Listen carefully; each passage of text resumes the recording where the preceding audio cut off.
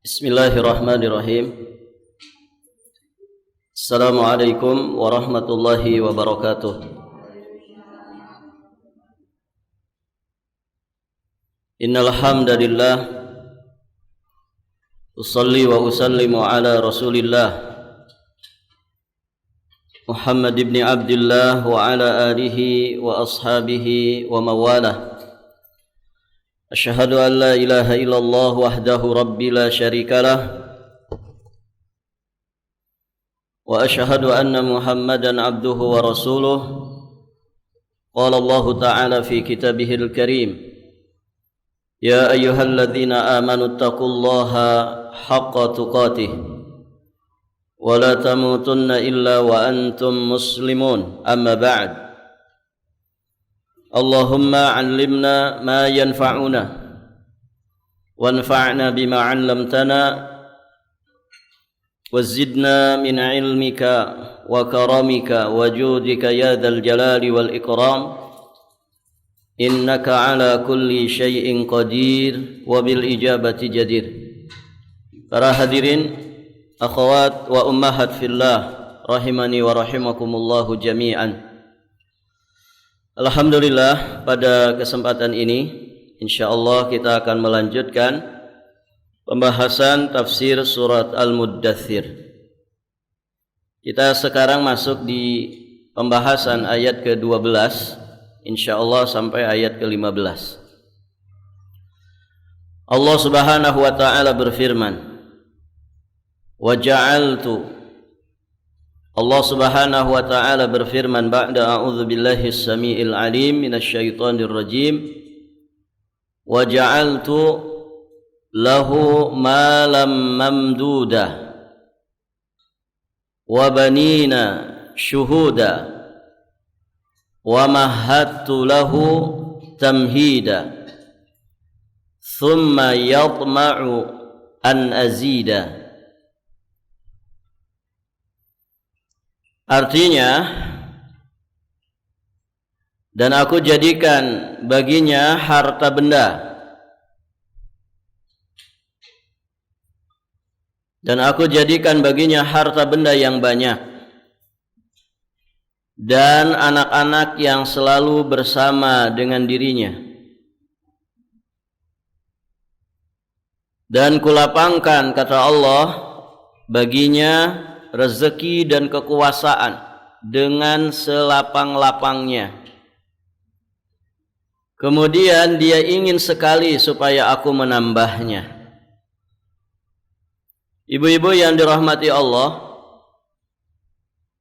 ayat-ayat ini masih menjelaskan tentang seorang tokoh Quraisy yang sangat besar penentangannya terhadap dakwah Rasulullah sallallahu alaihi wa alihi wasallam, yang bernama siapa? Siapa bu namanya? Al-Walid bin Mughirah Al-Makhzumi. Taib, ibu-ibu yang dirahmati Allah. Jadi di dalam ayat-ayat ini Allah Subhanahu wa taala masih menjelaskan tentang Al-Walid bin Mughirah supaya menjadi peringatan untuk umat ini. Jangan sampai mencontoh, meniru apa yang dilakukan oleh Al-Walid bin Mughirah.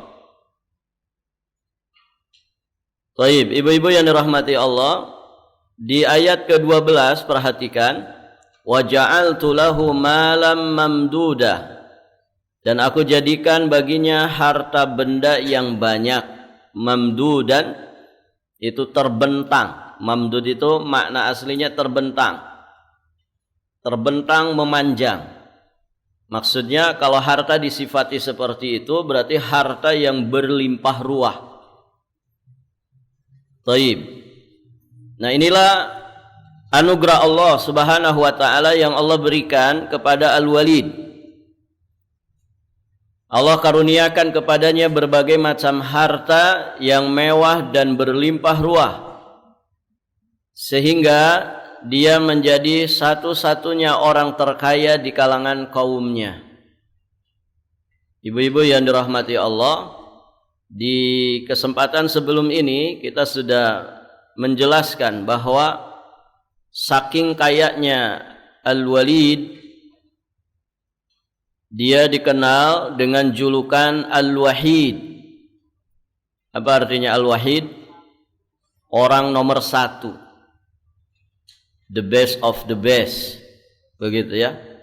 Satu-satunya orang yang paling menonjol di kalangan kaumnya karena harta kekayaannya, pangkat jabatannya, sehingga dia dihormati dan disegani di kalangan kaumnya. Itu gelaran yang disematkan untuk dirinya, Al-Wahid, dan kita sudah bahas di pembahasan sebelum ini. Taib, ibu-ibu yang dirahmati Allah, tidak berhenti di situ. Allah Subhanahu wa taala juga kemudian memaparkan anugerah lain yang diberikan kepada Al-Walid, wa banina syuhudan, dan anak-anak yang syuhudan, yang selalu bersamanya. Ini anugerah Allah berikutnya yang didapatkan oleh Al-Walid, yakni anak keturunan. Ibu, anak itu rezeki bukan? Rezeki. Luar biasa.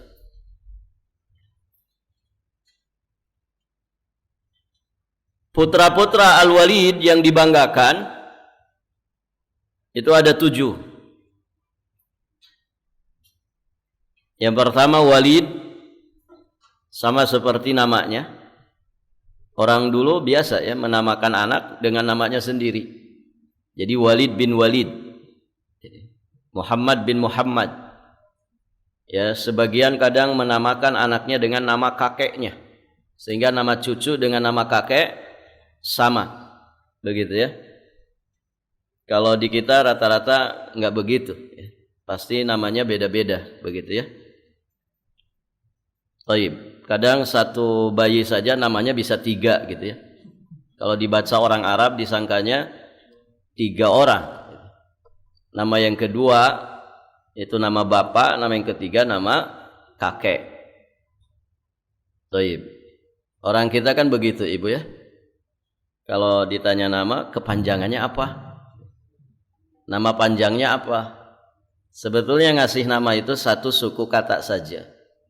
Kalau Yudiansyah, ya Yudiansyah saja. Nggak ada kepanjangannya.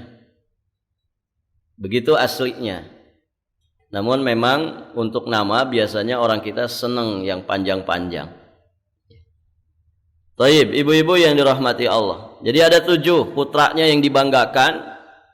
Yang pertama Walid, yang kedua Khalid, ada Imarah, ada Hisham, ada As, ada Qais, ada Abdus Syam.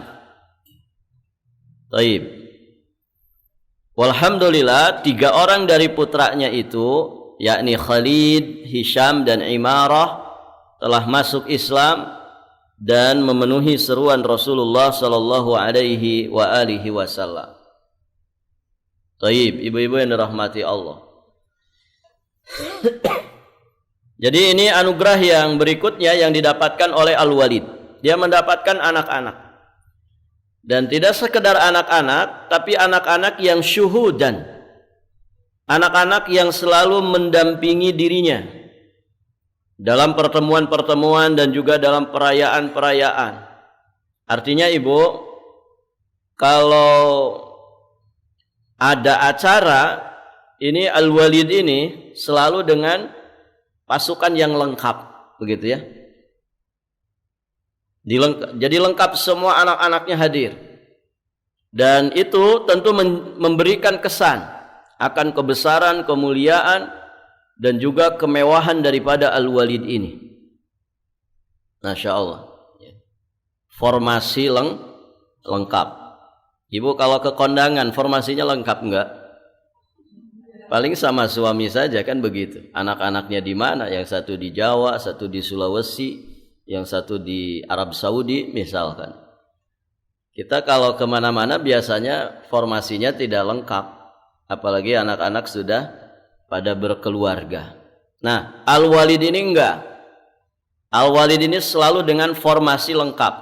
Ya, kalau ada pertemuan, kalau ada jamuan, kalau ada perayaan, ya selalu lengkap dengan anak-anaknya. Anak-anaknya selalu bersama dengan dirinya.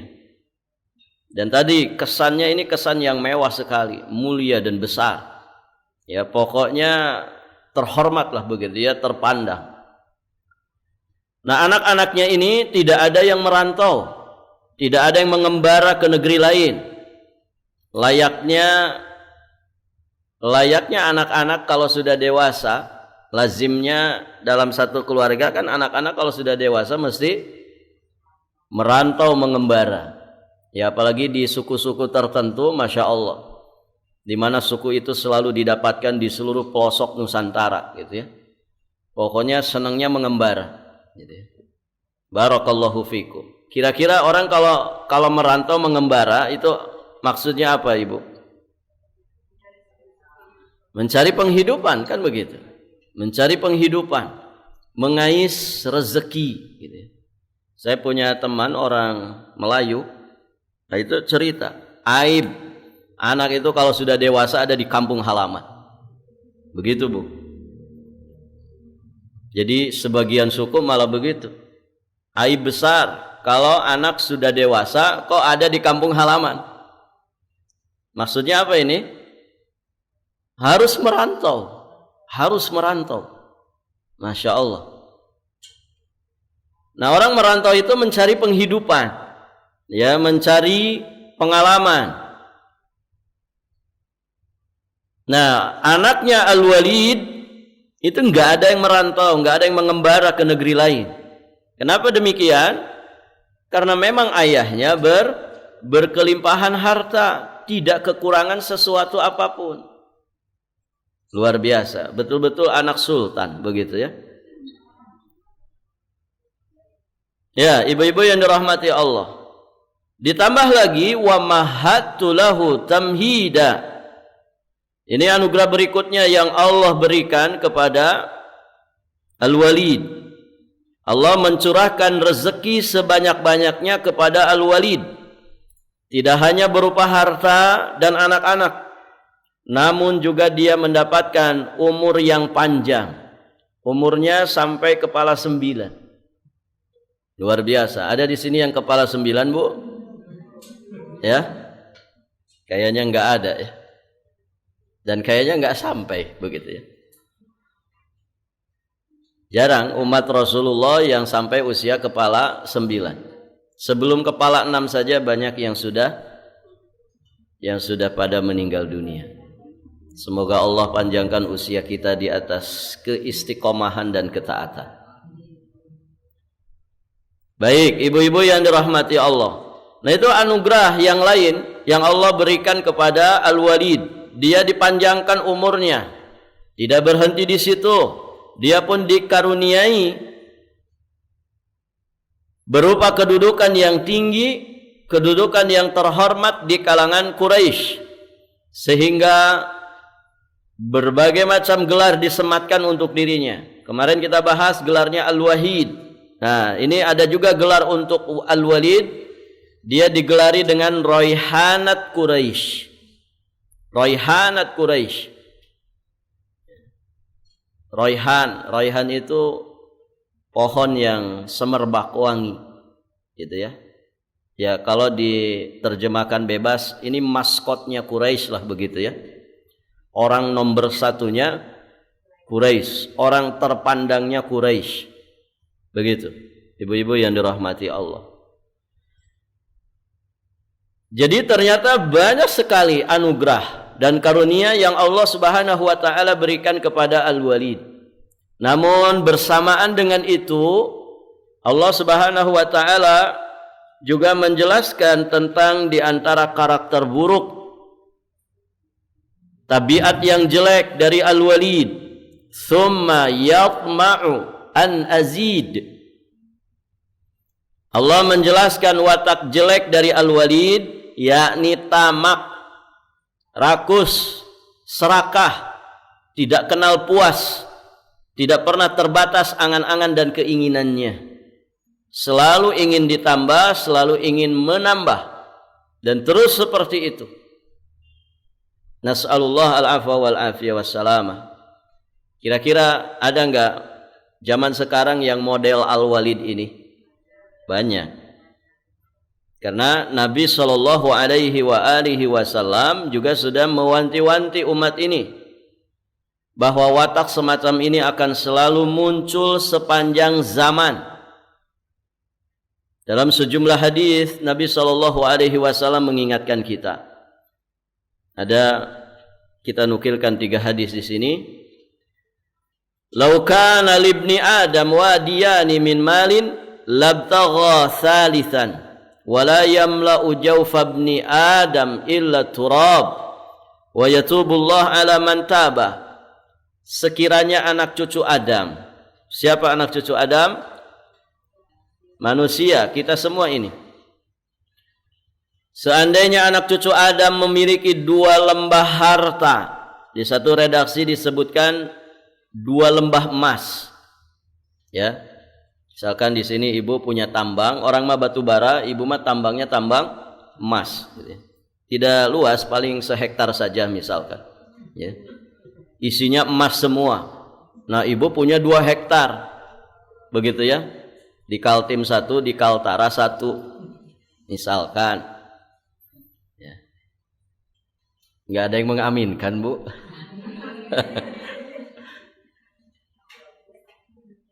Kayaknya nggak ada mental kaya di sini ya. Ngeri banget dengan kekayaan tuh ya. Pada Zaruhud. Ya. Jadi sekiranya anak Adam memiliki 2 lembah harta, di satu redaksi disebutkan dengan 2 lembah emas, maka ibu yang dirahmati Allah, dia tetap masih menginginkan lembah emas yang ketiga, lembah harta yang ketiga. Kalau sudah dapat 3, berhenti? Tidak, pasti pengen yang keempat. Sudah dapat 4, pengen yang ke-5. Dan demikian seterusnya. Sekali-kali tidak akan penuh mulut anak cucu Adam kecuali tanah. Maksudnya, dia tidak akan berhenti dari ambisinya ini kecuali kalau mulutnya sudah penuh dengan tanah. Maksudnya apa, Ibu? Hanya mati yang memberhentikan kerakusan manusia. Wa yatubullah ala man taba. Namun Allah dengan kasih sayangnya tetap memberikan peluang bagi mereka yang tamak rakus untuk bertaubat kepada Allah. Maka Allah menerima taubat bagi siapa saja yang bertaubat kepadanya. Di sini sahih riwayat Imam Bukhari dan Muslim. Nah, ini kerakusan manusia, ketamakan manusia. Taib, ibu-ibu yang dirahmati Allah.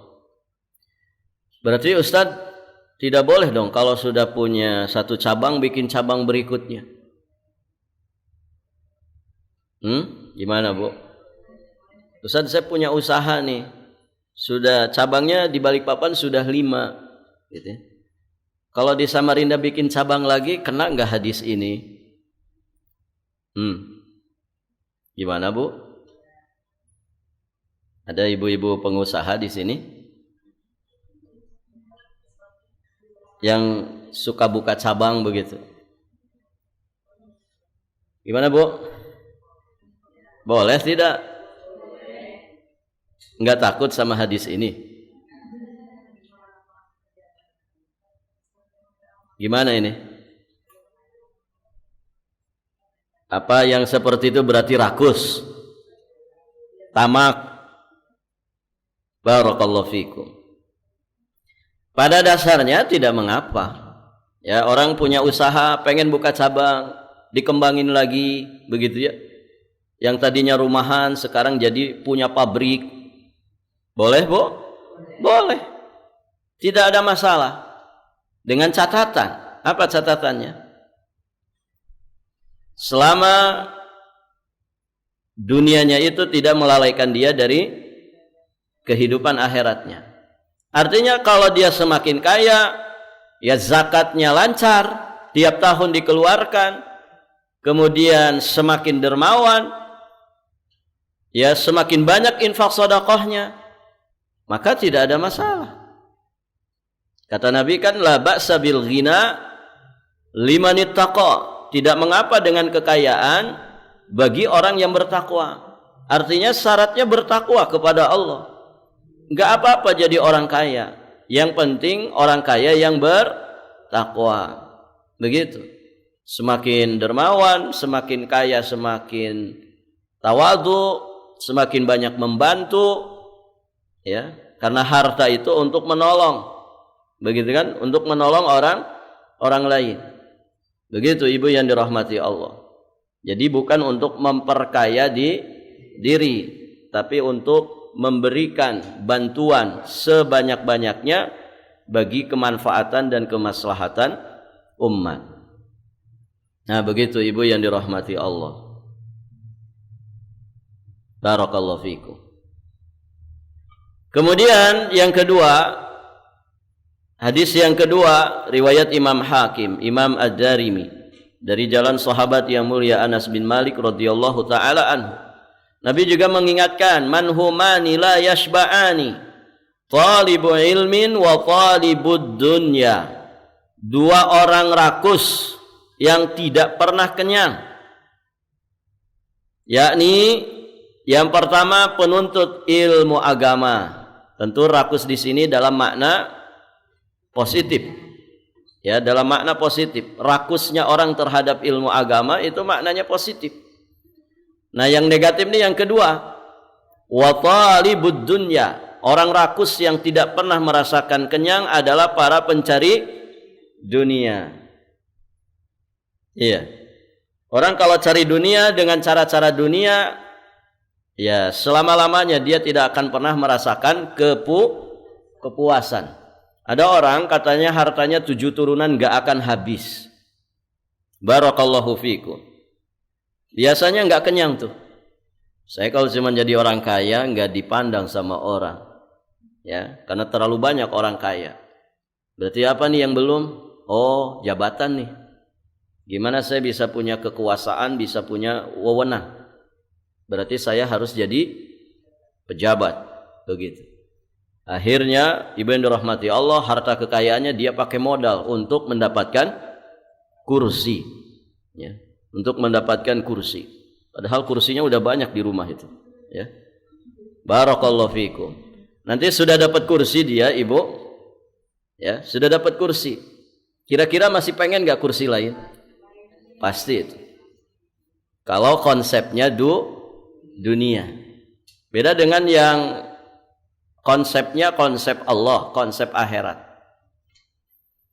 Taib, ibu yang dirahmati Allah. Nanti dia pengen dapat kursi yang lebih tinggi lagi. Pengen lagi dapat kursi yang lebih tinggi. Dan terus seperti itu. Itu namanya konsep dunia. Ibu, di sini ada enggak yang punya keinginan, Bu? Semua pasti punya keinginan. Ini saya bicara konsep dunia, ya, supaya kita itu ngerti bagaimana hinanya dunia, supaya tidak tertipu dengan dunia dan fokus kita ke akhirat walaupun kita ada di dunia. Begini, kalau konsep dunia itu, Ibu, manusia ini kan manusia itu berkutat seputar keinginannya, kan begitu. Saya kalau ngasih PR ke ibu, apa keinginan ibu? Ya pasti itu ibu mencatat mungkin puluhan keinginan. Iya kan? Taib. Tujuan hidup manusia itu apa sih sebetulnya? Kita bicara dunia saja dulu ibu. Abaikan dulu akhiratnya. Kita bicaranya ahli dunia. Manusia hidup di dunia pengen apa? Bahagia kan? Nah, gara-gara ingin bahagia ini, pastikan dia mencari jalan-jalan kebahagiaan. Ini kita bicara ahli dunia. Orang yang menginginkan, menarget kebahagiaan dengan wasilah-wasilah duniawi, dengan konsep duniawi, maka skemanya begini. Orang misalkan ingin mentarget satu target dunia, gitu ya. Ketika dia proses menginginkan target itu, kira-kira sudah bahagia belum di situ?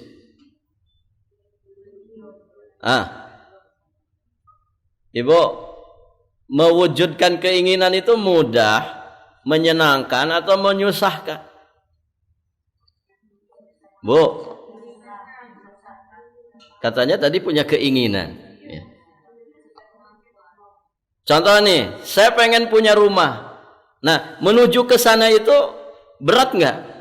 Berat kan? Membuat orang itu lelah, letih, pikirannya disibukkan dengan itu. Begitu kan? Kalau perlu lembur, akan lembur dia. Demi apa? Demi mendapatkan target yang dia inginkan. Nah, proses mengejar target yang diinginkan, mewujudkan keinginan ini bukan proses yang mudah. Pesakitan ini. Orang dibuat menderita, dibuat stres pikirannya, dibuat capek tenaganya. Nas'alullah al-afwa wal-afiyah wassalam. Di sini dia sudah susah, sudah menderita. Begitu kan? Taib. Masya Allah, setelah itu targetnya tercapai. Begitu Bu? Nah, ketika target tercapai itulah biasanya orang berbahagia. Paham Ibu sampai sini? Iya kan? Orang itu akan lebih merasakan menikmati kebahagiaan saat targetnya sudah tercapai. Barakallahu fikum. Sekali lagi, ini kita menjelaskan konsepnya ahli dunia, bukan konsepnya ahli agama. Taib, Ibu yang dirahmati Allah.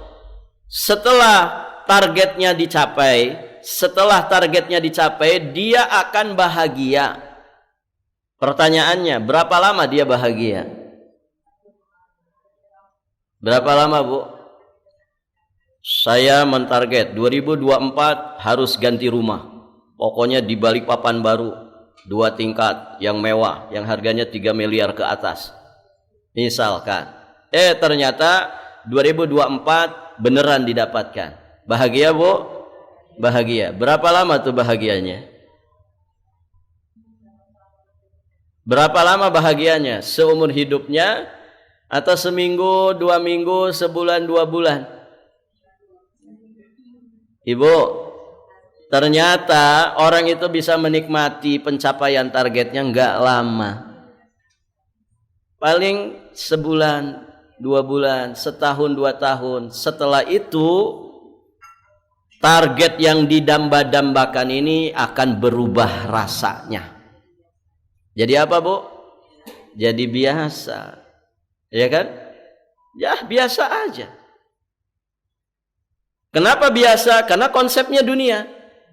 Apalagi dia melihat rumah yang lebih mewah. Ya kan? Akhirnya rumah mewah dia jadi terasa biasa banget. Begitu Bu? Nah, kalau sudah seperti itu, apa biasa yang terjadi? Bikin lagi keinginan kedua. Bikin lagi target berikutnya. Pokoknya 2028 saya harus ganti rumah lagi. Jadi rumah yang begitu mewah yang didambakan, didapatkan dengan jerih payah, penderitaan, bahkan mungkin juga dengan tangisan, derayan air mata. Setelah dinikmati sebulan, 2 bulan, setahun, 2 tahun, rasanya jadi biasa. Selanjutnya membosankan. Kalau sudah seperti itu, bikin lagi target baru. Berarti ngapain lagi tuh Bu? Menderita lagi. Susah payah lagi, pesakitan lagi. Kapan dia akan bahagia? Setelah target barunya ini tercapai. Berapa lama dia nikmati? Sebentar saja. Setelah itu rasanya jadi hambar biasa, bahkan lagi-lagi membosankan. Supaya tidak bosan bagaimana? Bikin lagi keinginan ketiga. Target lagi dengan target yang ketiga. Berarti ngapain lagi? Susah payah lagi. menderita lagi. Ya kan? Jadi ujung-ujung kebahagiaan duniawi itu membosankan.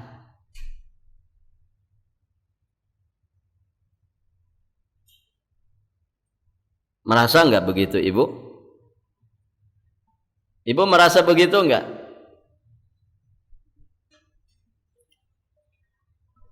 Saya punya pengalaman diajak makan, ya. Diajak makan sama bos properti, masih muda, oh pokoknya keren lah begitu ya.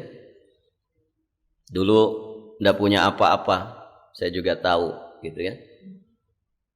Sekarang serba ada. Suatu ketika saya diajak makan, ya. Diajak makan di mobil, saya naik mobil beliau. Di mobil itu ceritaan, Ustadz, ini mobil yang saya pakai ini dulu saya damba-dambakan. Wah, pokoknya sampai gambarnya mungkin dipajang di rumah, gitu ya, diafirmasi, ya, atau diingat-ingat, dikejar targetnya, sampai kemudian tercapai ini, keturutan ini targetnya. Ini mobil saya ini, Ustaz, sebelum saya punya, didambakan luar biasa. Kenapa ya? Setelah saya punya ini, seminggu 2 minggu aja Ustaz saya nikmati. Setelah itu, biasa aja ini mobil. Lihat Ibu, ini testimoninya orang yang mengalami itu. Sesuatu itu ketika didamba-dambakan, luar biasa Ibu. Tapi setelah dimiliki, dinikmati sebentar, setelah itu menjadi biasa. Ya kan? Begitu.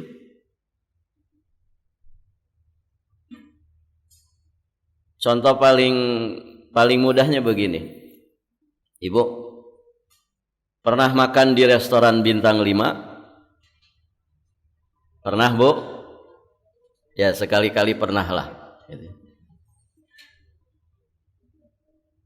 Ya, Ibu makan di restoran bintang 5. Enak nggak Ibu? Saya tanya, ya, enaknya makan paling enak itu berapa piring? Ya, seenak-enaknya makanan itu hanya di piring pertama saja. Aslinya itu, Bu. Coba kalau tambah piring kedua, bagi ibu-ibu yang kelas berat, gitu ya, yang doyan makan, mungkin masih enak. Piring kedua itu masih enak tuh. Coba tambah piring ketiga, berubah rasa, Bu? Berubah, padahal makanan yang masih makanan yang sama. Yang satu piringnya bisa 300 sampai 500 ribu itu. Kalau sudah piring ketiga, berubah rasa. Yang tadinya enak jadi enak. Ya kan, Bu? Coba tambah piring keempat. Tambah piring keempat. Tambah lagi, muntah Ibu. Ya kan? Malah jadi penyakit itu. Jadi penyakit. Paham maksudnya Ibu? Seenak-enaknya makanan ya di piring pertama saja. Ya, standar kita lah piring pertama sudah. Kecuali yang kelas berat tadi. Itu saja, Bu. Kalau mau ditambah bisa. Seenak-enak makanan ya cuman di lidah saja. Setelah lewat lidah ada rasanya. Ada rasanya. Ini rasanya makanan itu sampai ke usus besarku, ya. Enggak ada ceritanya. Ya. Tidak ada, di lidah saja, Ibu. Di lidah saat dikunyah dengan indera pengecap kita ini. Setelah lewat tenggorokan enggak ada rasanya. Asli enggak ada rasanya. Itulah sifat-sifat dunia. Begitu dunia. Ya, Ibu. Masih pada punya suami, Bu? Alhamdulillah. Dulu ketika belum punya pasangan, Itu bayang-bayangin pasangan tuh gimana, Bu? Waktu dulu kita jomblo begitu. Ngebayangin pasangan tuh indah kan? Masya Allah. Ya, sampai sebagian orang itu mentarget gitu. Pokoknya si fulan target saya. Begitu kan? Dibayang-bayang, mau makan teringat dirinya, ya, mau mandi teringat dirinya, mau tidur kebayang wajahnya, kan begitu ya? Kayaknya indah banget begitu.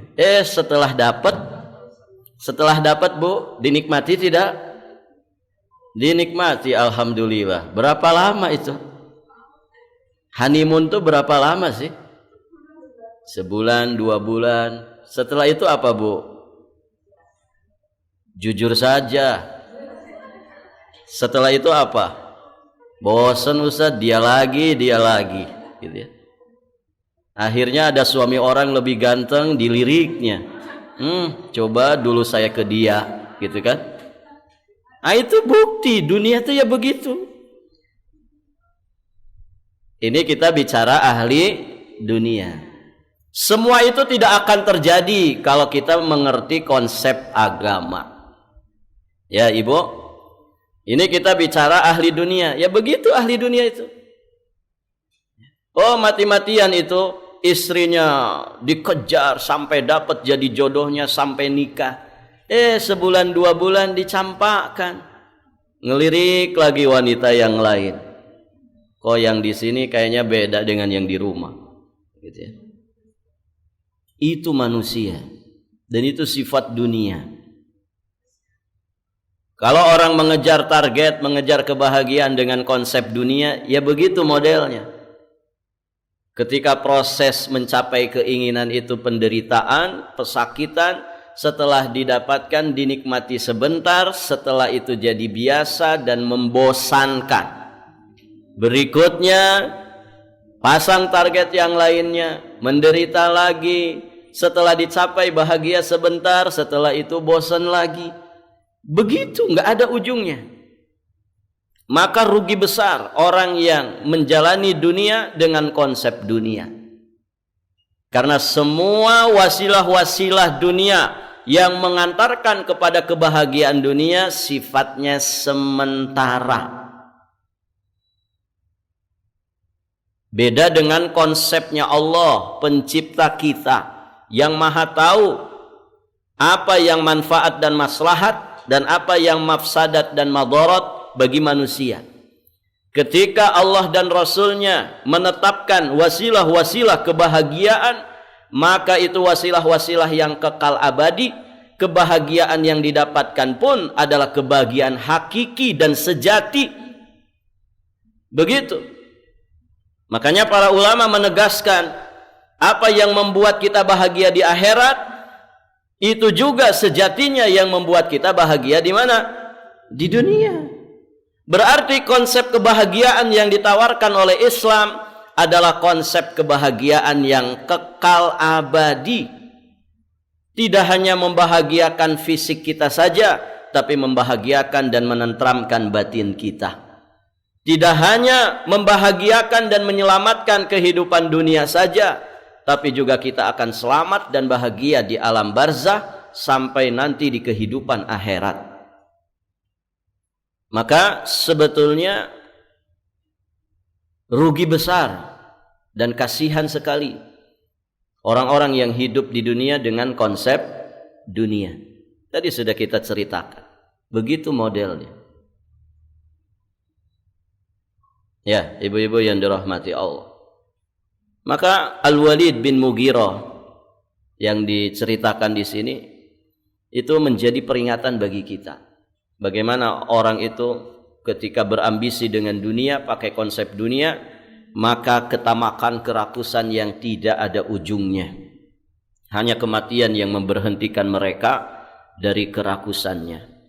Makanya Nabi juga mengingatkan di hadis berikutnya, riwayat Imam At-Tirmidzi. Kata Nabi sallallahu alaihi wasallam, "Ma dzibani ja'iani ursila fi ghanamin bi afsada laha min hirsil mar'i 'alal mali wa syarafi lidini." Dan serigala yang lapar yang dilepas di tengah kumpulan kambing tidak lebih merusak dibandingkan dengan sifat tamak manusia terhadap harta dan kedudukan yang sangat merusak agamanya. Jadi ngeri tamaknya manusia terhadap harta dan kedudukan. Kalau binatang buas ya sekali memangsa ya sudah cukup. Ya, enggak ada istilah investasi, itu enggak ada. Pernah lihat ular piton ibu ngumpulin kambing-kambing begitu? Buat apa ton? Itu dikumpulin, kan kamu sudah makan satu. Buat stok bulan depan. Ada ceritanya begitu bu? Enggak ada. Itu ular piton kalau sudah melahap kambing, puasanya aja bisa 3 sampai seminggu. Enggak makan-makan dia. Nanti ganti kulit, ya. Diem aja itu, ngunyahnya saja lama itu. Gitu kan? Proses menghancurkan kambing yang sudah masuk di perutnya itu. Itu sebuas-buasnya binatang. Lihat ya di dunia binatang ibu, kalau harimau singa mengejar mangsanya, kijangkah dia kejar, rusa dia kejar, ya, sampai kemudian membubarkan kerumunan kijang dan rusa ini. Ketangkap satu, ya, yang lain ikut ditangkap enggak? Enggak, yang satu itu saja dilumpuhkan, setelah itu dimakan, bisa sendirian, kadang berjamaah. Begitu.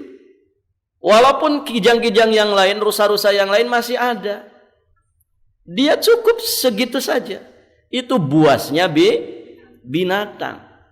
Coba ibu, manusia kalau sudah buas, ya, manusia kalau sudah rakus ibu, ya, bukan hanya nasi yang dia makan, semuanya dimakan, betonkah, besikah, ya, aspal dia makan semua, ya, jembatan dia makan ibu, tol dia makan. Ngerinya manusia, ya ibu, rakusnya manusia begitu. Nas'alullah al-afwa wal-afiyah wassalam. Kursi dia makan bu, gitu ya. Pokoknya apa saja dimakan. Dan sekalinya kenyang, nggak bisa kenyang. Pasti dia cari lagi mangsa yang lain. Kenapa? Karena mikirnya sudah 10 tahun ke depan. Ini buat anak cucu saya. Begitu manusia. Tidak ada puasnya, ya, tidak pernah terbatas keinginannya. Padahal ibu, kalau pengen bahagia gimana bu? Di antara konsep bahagia apa? Jangan terlalu banyak keinginan. Ya, jangan terlalu banyak keinginan terhadap dunia. Tadi kronologisnya begitu tuh. Ujung-ujungnya kebosanan. Ya.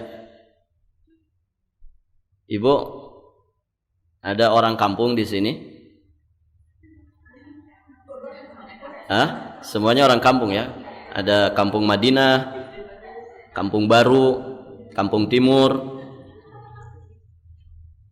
Ya, ibu, coba perhatikan ritme kehidupan orang kampung di desa, di lereng-lereng gunung, di tengah-tengah hutan, ya, pokoknya di pedesaan lah, wong deso, dengan ritme kehidupan orang kota. Saya tanya, jawab jujur, ibu, siapa di antara dua kelompok manusia ini yang nampaknya lebih menikmati kehidupan? Mana bu? Orang desa. Ibu tahu kenapa sebabnya? Banyak sebabnya. Ya, lingkungan yang mendukung begitu ya. Taib. Sebab yang lain apa yang sedang kita bahas di sini? Mereka ini enggak ngoyo, begitu ya. Mereka ini tidak banyak keinginan. Mas, kami ini yang penting makan. Sudah cukup kami. Begitu. Tidak banyak keinginan. Ketika tidak banyak keinginan, tidak banyak stres. Mereka punya anak, menikmati bagaimana nikmatnya punya anak. Mereka punya pasangan, betul-betul menikmati bagaimana nikmatnya punya pasangan. Mereka punya rumah, betul-betul dinikmati bagaimana nikmatnya punya rumah. Coba orang sekarang, rumahnya mewah-mewah, paling seminggu 1 hari di rumahnya. ya. Malah yang menikmati pembantunya, ya kan? Rumahnya punya kolam renang, nggak pernah direnangi, pembantunya aja yang enak, gitu. Ada lapangan golf nggak pernah dipakai. Kenapa? Riweuh, sibuk, ya, kesana kemari. Tugaskah, dinaskah, ngurusin bisnis kah, ngurusin cabang kah? Loh, terus buat apa ini rumah? Orang desa, lihat orang desa, ibu, masya Allah. Makanya lihat orang kota, ya. Bosan gak ibu hidup di kota? Bosan tidak? Bosan, wong dunia ini membosankan kan ujungnya. Makanya orang kota butuh apa supaya tidak bosan? Healing. Healing yang tidak bisa dihalang-halangi, gitu. Ya kan? Saya tanya, healingnya kemana, Bu? Ke desa kan? Pengen becek-becekan, bebelokan di sawah. Kan ada tuh tempat wisata yang bebelokan di sawah, nyebur di sawah, pengen mandi di kali. Kan begitu, Bu? Pengen outbound, tidur di atas tikar. Orang-orang kampung loh, Bu, kalau pengen begitu nggak usah rekreasi, ya kan? Hari-hari mereka begitu, mandi di kali, di air terjun, nggak usah rekreasi ngeluarin duit banyak. Itu dunia, ya, gambaran dunia itu begitu. Dan jangan dianggap juga orang desa yang tidak belajar agama, jangan dianggap juga mereka itu betah di sana. Banyak orang desa tidak bisa menikmati alam desa. Pengen ngerasain gimana hidup di kota. Begitu kan, manusia serba salah. Makanya hanya konsep agama yang membuat orang itu bahagia, bukan konsep dunia. Karena kalau pakai konsep dunia begitu, nggak ada syukur-syukurnya orang itu. Lihat, orang di pinggir laut rumahnya pengen, aduh enak kayaknya kalau rumah saya di pinggir hutan. Padahal yang di hutan juga sama. Enak kayaknya kalau rumah saya di pinggir laut. Kalau kesah isinya, nggak ada ujungnya. Begitu kalau orang tidak paham agama. Maka meraih kebahagiaan harus dengan konsep agama. Jangan dengan konsep dunia, karena nggak ada ujungnya. Baik, ibu-ibu yang dirahmati Allah. Begitu ya. Masih ada, Bu? Oh, masih ada faedah berikutnya. Faedah keberapa ini? Faedah kelima. Ujian dari Allah tidak mesti berupa musibah yang menyulitkan, namun juga bisa berupa kelapangan dan keberlimpahan yang menyenangkan. Ya, ibu bisa lihat ayatnya ada di dua surat. Ada surat Al-A'raf, ada surat Al-Anbiya ayat ke-39. Ayat ke-35. Bahwa Allah memberikan ujian itu tidak mesti berupa musibah yang menyulitkan, tapi juga berupa kelapangan, keberlimpahan yang menyenangkan. Sehat kita itu ujian. Ya, lancarnya rezeki itu juga ujian. Ya, suksesnya usaha kita, dagang kita itu juga ujian dari Allah Subhanahu wa taala. Taib. Kemudian terakhir, harta, anak, keturunan, pangkat, jabatan, kedudukan ketika didapatkan oleh seorang hamba Allah seharusnya menjadikan dirinya bersyukur kepada Allah dengan sebenar-benarnya dan tidak mengkufurinya. Al-Walid ini satu sosok, satu gambaran betapa banyaknya anugerah yang Allah berikan kepada dirinya. Seharusnya dia orang yang paling pandai bersyukur. Namun ternyata sebaliknya. Al-Walid ini justru dia mengkufuri nikmat Allah. Nanti di ayat-ayat berikutnya juga masih akan dijelaskan. Maka betapa besarnya murka Allah kepada orang yang justru mengkufuri nikmat-nikmat tersebut, berpaling dari kebenaran dan bersikap keras kepala seperti yang dilakukan oleh Al-Walid. Ya. Ungkapan-ungkapan yang disampaikan Al-Walid menunjukkan ya kesombongannya, keingkarannya dan kufur nikmatnya dia. Dia lancang mengatakan in kana Muhammadun shadiqan fama khuliqatil jannatu illa li. Kalau memang Muhammad itu seorang yang benar, tentulah surga itu tidak diciptakan kecuali untuk saya saja. Sombong amat ini. Siapa ini? Al-Walid. Ya, sudah diberi fasilitas yang begitu berlimpah, ya, bukan malah bersyukur menerima dakwah, tapi justru malah menentang dakwah dan memusuhi dakwah Rasulullah sallallahu alaihi wasallam. Dan tentunya orang semacam ini akan celaka dunia dan juga akhiratnya. Nas'alullahal afwa wal afiyata wassalamah. Ibu-ibu yang dirahmati Allah, sampai di sini dulu pelajaran kita. Insyaallah nanti kita lanjutkan di kesempatan berikutnya. Baik Ibu, sampai di sini semoga berfaedah.